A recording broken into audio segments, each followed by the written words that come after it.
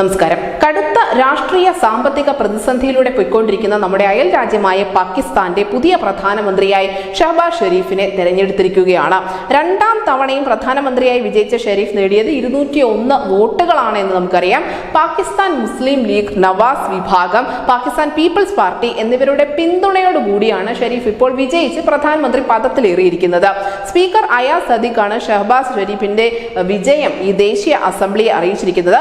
പാകിസ്ഥാൻ തെഹ്രികെ ഇൻസാഫ് പാർട്ടിയുടെ പിന്തുണയോടെ Sunni Ittehad council chairman Sahibzada Hamid Raza നാമനിർദ്ദേശം ചെയ്ത ഒമർ അയൂബ് ഖാൻ ആയിരുന്നു ഇദ്ദേഹത്തിന്റെ എതിരാളി. 92 വോട്ടുകളാണ് ഇദ്ദേഹത്തിന് ലഭിച്ചത്. മറിച്ച് വിജയിച്ചു വന്ന ഷഹബാസ് ഷെരീഫിനാവട്ടെ 201 വോട്ടുകൾ നേടാൻ സാധിച്ചിട്ടുണ്ട്. പുതിയതായി തെരഞ്ഞെടുക്കപ്പെട്ട MNAമാരാണ് പ്രധാനമന്ത്രിയെ തെരഞ്ഞെടുത്തിരിക്കുന്നത്. അങ്ങനെ പുതിയ പ്രധാനമന്ത്രി വന്നിരിക്കുന്നു, പുതിയ ഭരണകൂടം പാകിസ്ഥാനിൽ വന്നിരിക്കുന്നു. പക്ഷേ വലിയ ചോദ്യങ്ങൾ അല്ലെങ്കിൽ വലിയ പ്രതിസന്ധികൾ തന്നെയാണ് ഇദ്ദേഹത്തിന് മുന്നിലുള്ളത്. ഈ ഷഹബാസ് ഷെരീഫിന്റെ മുന്നിലുള്ള ഏറ്റവും പ്രധാനപ്പെട്ട വെല്ലുവിളി എന്തെന്നാൽ നിലവിൽ പാകിസ്ഥാൻ അനുഭവിക്കുന്ന ഒരു വലിയ സാമ്പത്തിക രാഷ്ട്രീയ പ്രതിസന്ധിയുണ്ട്. അതിൽ നിന്നും രാജ്യത്തെ മോചിപ്പിക്കുക എന്നതാണ്.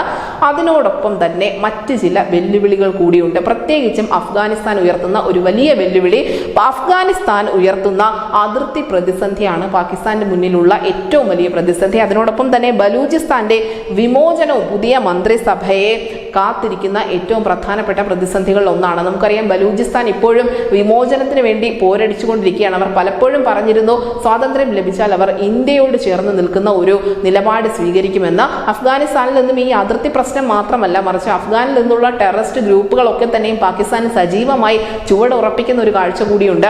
അങ്ങനെ പുതിയ ഭരണാധികാരി അധികാരത്തിലെത്തുമ്പോൾ അവിടെ തുടക്കം ഒട്ടും തന്നെ എളുപ്പമല്ല. അതിനൊപ്പം മറ്റൊരു പ്രധാനപ്പെട്ട കാര്യം കൂടി ലോകം ഉറ്റുനോക്കുന്നുണ്ട്. ഇന്ത്യ പാക് പ്രശ്നത്തിലെ നിലപാടിൽ മാറ്റം ഉണ്ടാകുമോ എന്ന്. അങ്ങനെ ഒരു മാറ്റം ഉണ്ടാക്കാൻ ഈ ഷഹബാസ് ഷെരീഫിന് സാധിക്കുകയാണെങ്കിൽ അദ്ദേഹത്തിന് കുറെ അധികം കാലം പാകിസ്ഥാനെ മികച്ച നിലയിൽ നയിക്കാൻ സാധിക്കും.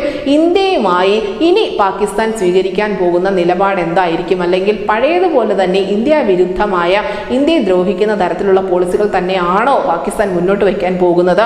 അതോ കുറച്ചൊന്ന് മാറി ചിന്തിക്കുമോ എന്ന് ലോകം ഉറ്റുനോക്കുന്നുണ്ട്. എന്തായാലും ഇന്ത്യയോട് മൃദുഭാവം പുലർത്തിയാൽ മാത്രമേ പാകിസ്ഥാന് ഇനി കുറച്ചെങ്കിലും സ്വസ്ഥമായി അവിടുത്തെ അധികാരം മുന്നോട്ട് കൊണ്ടുപോകാൻ അല്ലെങ്കിൽ ഭരണം മുന്നോട്ട് കൊണ്ടുപോകാൻ സാധിക്കൂ എന്ന് മനസ്സിലാക്കേണ്ടതുണ്ട്.